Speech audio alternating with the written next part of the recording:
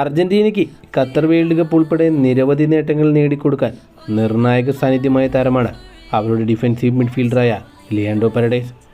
ഇപ്പോഴത്തെ കഴിഞ്ഞ ദിവസം നൽകിയ ഒരു അഭിമുഖത്തിൽ വെച്ച് അദ്ദേഹത്തോട് ഒരു ലേഖകൻ ചോദിച്ച ചോദ്യം ഇങ്ങനെയാണ്: ഇതിഹാസ താരങ്ങളായ ലയണൽ മെസ്സിയുടെയും നെയ്മറിൻ്റെയും കൂടെ ഒരുമിച്ച് കളിച്ചിട്ടുണ്ട് നിങ്ങൾ.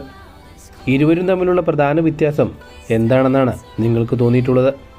ഉടൻ തന്നെ അദ്ദേഹം അതിന് മറുപടി പറഞ്ഞത് ഇങ്ങനെയാണ്: ആദ്യമേ ഞാൻ പറയാം, നെയ്മർ ലയണൽ മെസ്സി എന്ന താരത്തിനേക്കാൾ ഒരു പിടി താഴെയാണ്.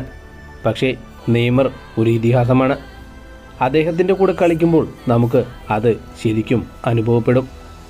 നെയ്മർ ജൂനിയറിൻ്റെ ഒരു ടീംമേറ്റ് ആയിരുന്ന നിലയ്ക്ക് ഞാൻ പറയട്ടെ, അദ്ദേഹം കളിക്കളത്തിൽ ഇറങ്ങിക്കഴിഞ്ഞാൽ അദ്ദേഹം എതിരാളികളെ ഒരു കളിപ്പാവയെ പോലെ കബളിപ്പിക്കുന്നു.